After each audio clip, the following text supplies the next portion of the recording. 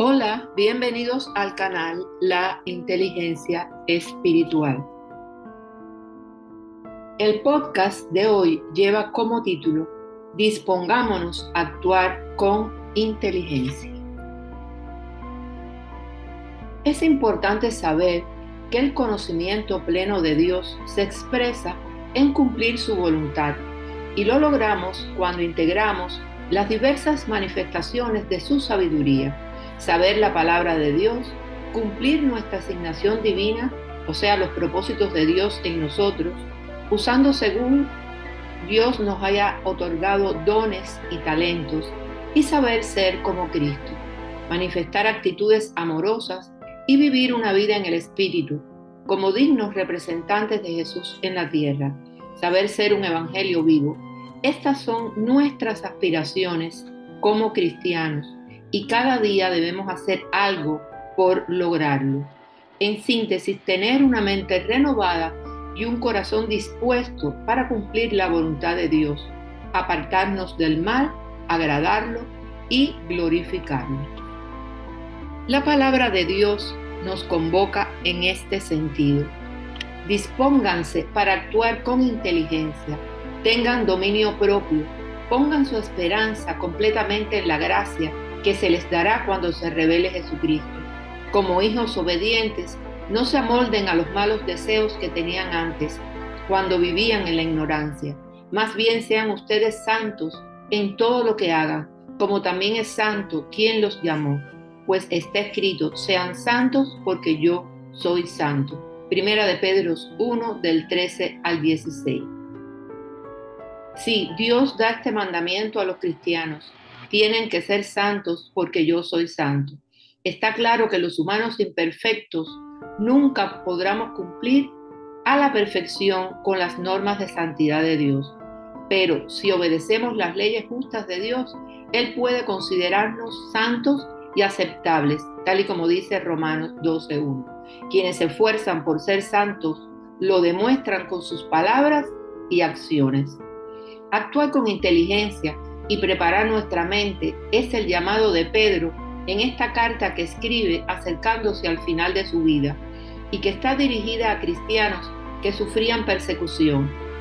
Es su exhortación a vivir una vida santa, a pesar de los sufrimientos que en última instancia perfeccionan la fe y purifican el alma. El apóstol hace que centremos nuestra esperanza en Jesucristo.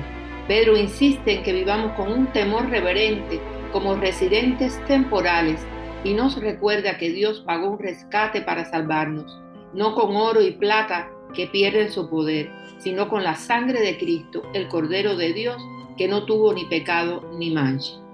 También es importante, según Pedro, para actuar con inteligencia, tener dominio propio, para no amoldarnos a nuestros deseos, a los deseos de la carne, del mundo. La vida en el Espíritu nos saca de la ignorancia, nos renueva la mente y el corazón, nos brinda integridad de corazón y espíritu nuevo para obedecer los decretos y ordenanzas de Dios. Nos hace más parecidos a Cristo, somos transformados a su gloriosa imagen, somos santos apartados para el Señor. Y después de que ustedes hayan sufrido un poco de tiempo, Dios mismo, el Dios de toda gracia, que los llamó a su gloria eterna en Cristo, los restaurará y los hará fuertes, firmes y estables. A Él sea el poder por los siglos de los siglos. Amén. Primera de Pedro 5, del 10 al 11.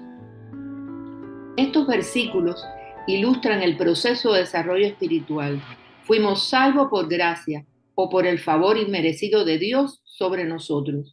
El Señor nos traslada de las tinieblas a la luz, nos transforma y restaura, nos fortalece y nos convierte en instrumentos de su gloria, demostrando así su poder para transformar cuando encuentra los corazones dispuestos. Tal es el camino que recorre el desarrollo de la inteligencia espiritual. Para desarrollar esta inteligencia que nos conduce al cumplimiento de nuestra asignación divina, es importante saber que podemos situar nuestra esperanza en la gracia de Dios, ofrenda inmerecida por la que fuimos salvos.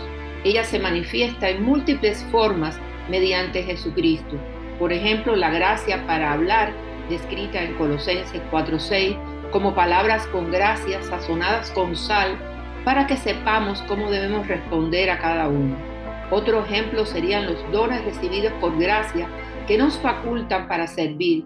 Ellos son dados por el Espíritu Santo.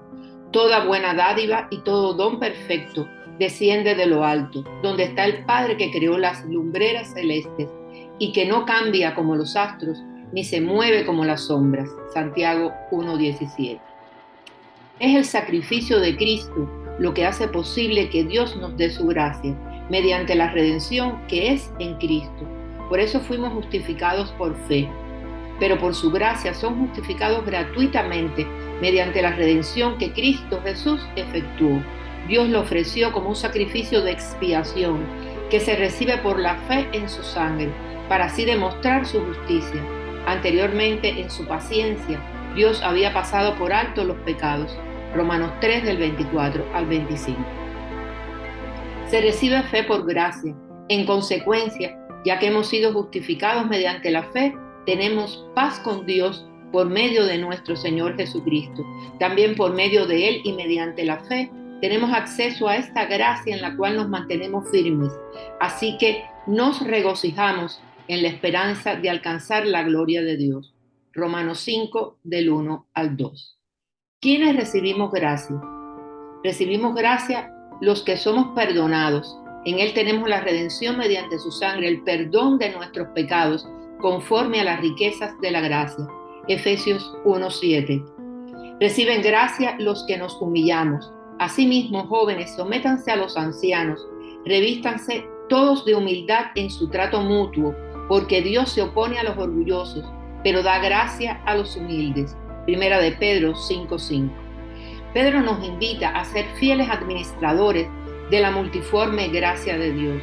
Esto implica una invitación a ser responsables con los favores inmerecidos que nos concede Dios, con los dones que nos entrega el Espíritu Santo. Compartir esta gracia con otras personas, usar los dones para la edificación de la iglesia y sobre todo cumplir la voluntad de Dios para agradarlo. Cada uno ponga al servicio de los demás el don que haya recibido, administrando fielmente la gracia de Dios en sus diversas formas.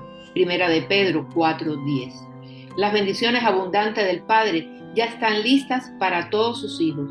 Solo debemos ser comprometidos, responsables para alcanzar los tesoros.